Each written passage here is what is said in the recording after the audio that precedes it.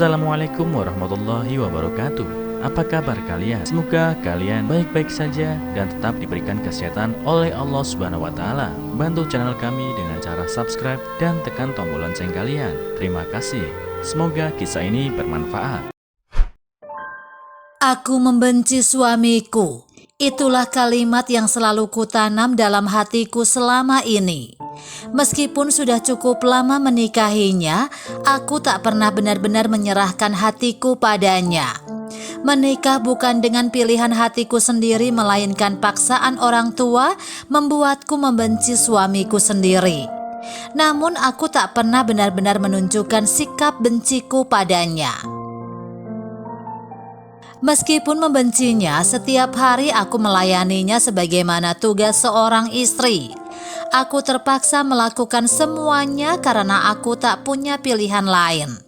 Beberapa kali muncul keinginan meninggalkannya, tapi aku tak punya kemampuan finansial dan dukungan siapapun.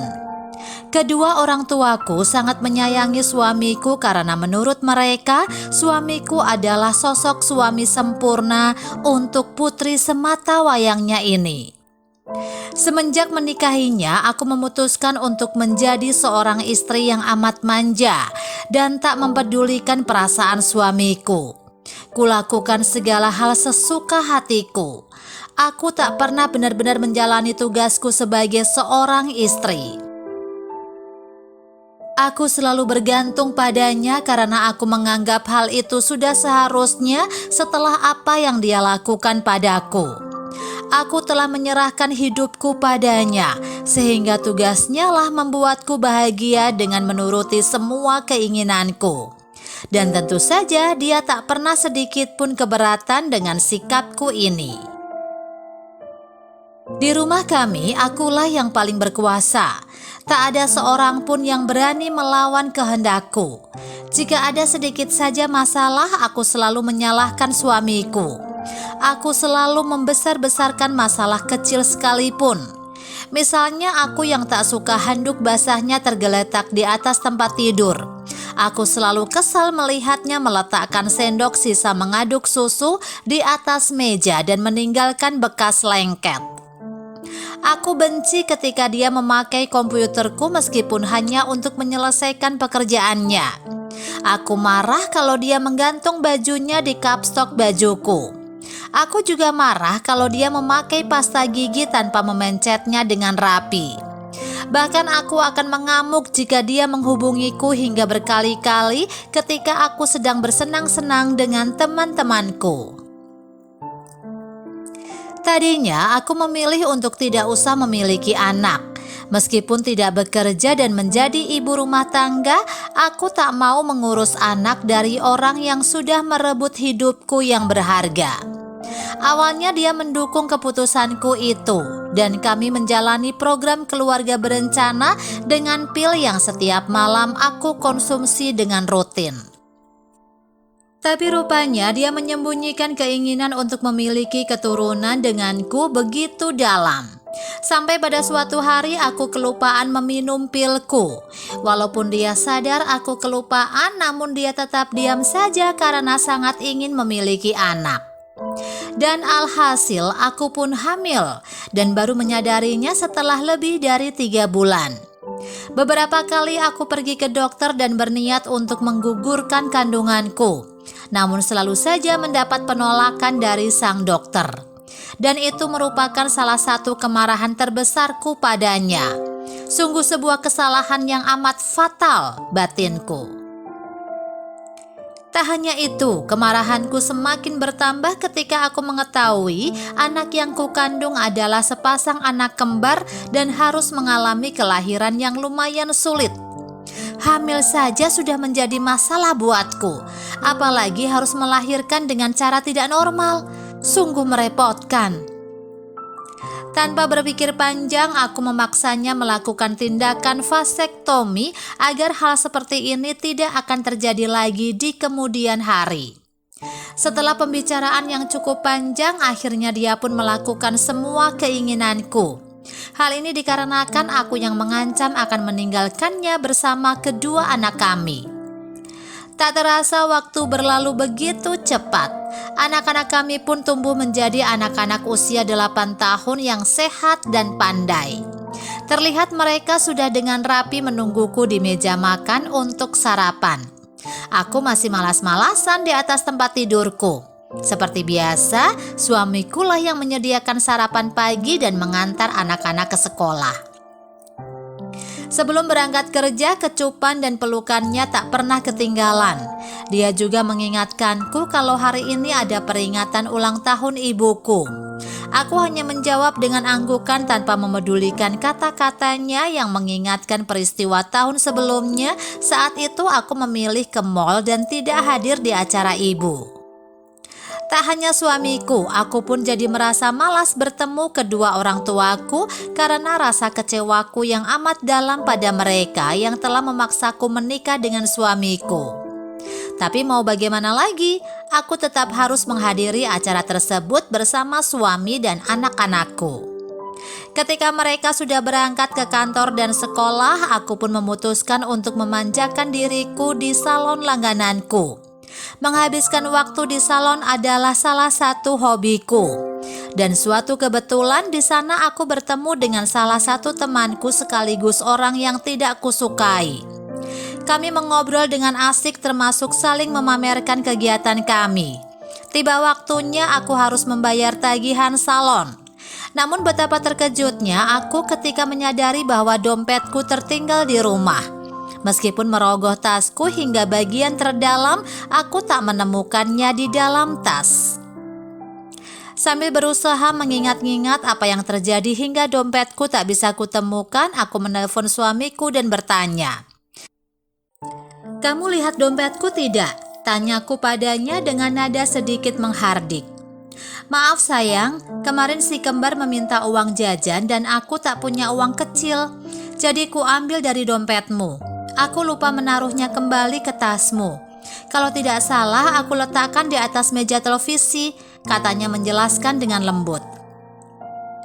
Karena sangat marah aku mengomelinya dengan kasar. Bahkan tak sedikit warga kebun binatang aku ikut sertakan dalam omelanku. Kututup telepon tanpa menunggunya selesai bicara. Tak sopan memang, tapi aku memang sudah terbiasa memperlakukan suamiku seperti itu. Tak lama kemudian handphoneku kembali berbunyi. Ternyata panggilan dari suamiku. Meskipun rasanya masih sangat kesal, dengan terpaksa aku mengangkatnya dengan setengah membentak. "Apalagi?" "Sayang, aku pulang sekarang. Aku akan ambil dompet dan mengantarkannya padamu. Kamu sekarang ada di mana?" tanya suamiku cepat. Khawatir aku menutup telepon kembali.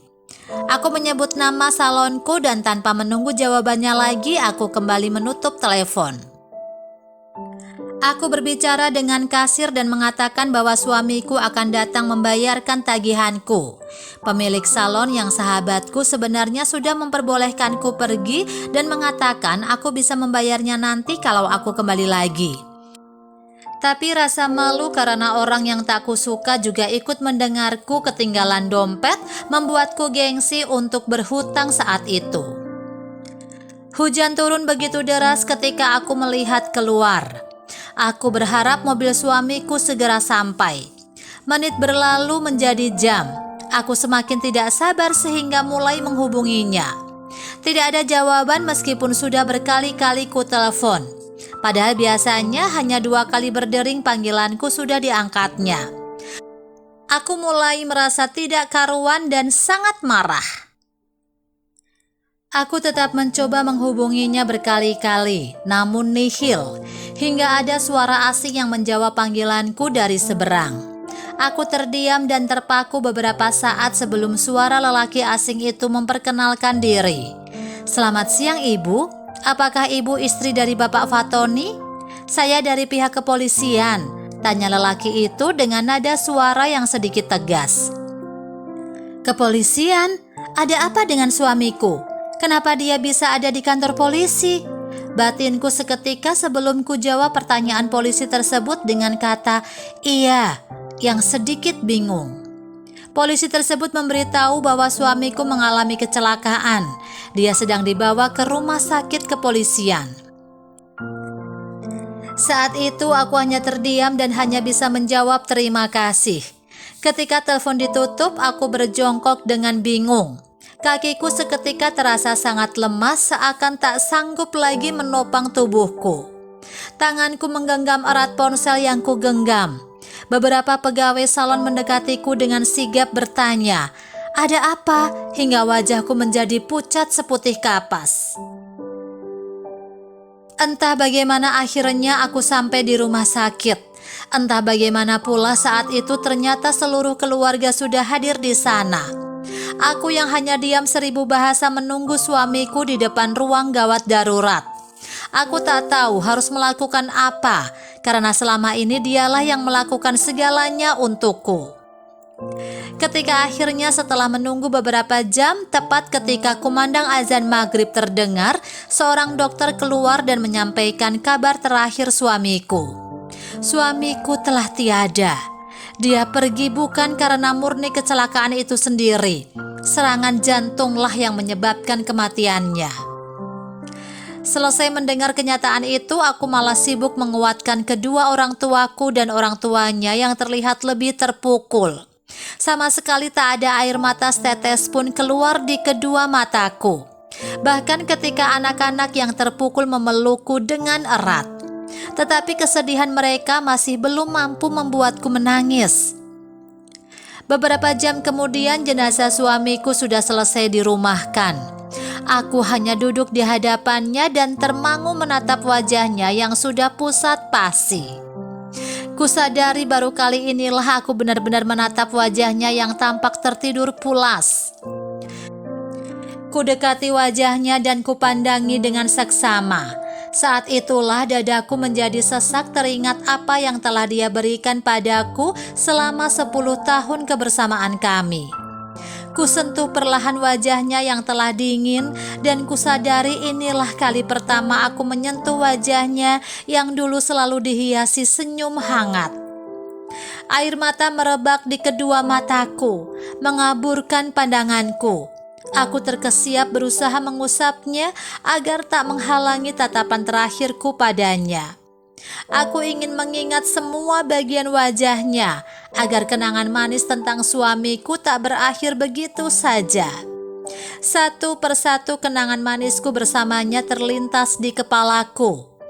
Suamiku yang baik hati, suamiku yang sangat sabar, suamiku yang tak pernah mengeluh, suamiku yang amat menyayangi istri dan kedua anaknya, suamiku yang sempurna. Mengapa aku baru tersadar di saat dia telah tiada? Air mataku pun semakin tak terkendali, semakin deras membanjiri pipi dan menyisakan bekas tetesannya di wajah suamiku yang sudah kaku. Aku makin terisak ketika petugas pemakaman bersiap untuk mengebumikan jasad suamiku. Ku coba menghapus air mataku dengan tenaga yang tersisa, tapi bukannya berhenti, air mataku semakin deras membanjiri kedua pipiku. Aku terus berusaha menahannya, tapi dadaku terasa sangat sesak mengingat apa yang telah kuperbuat padanya semasa hidupnya bersamaku. Aku teringat betapa aku tak pernah memperhatikan kesehatannya.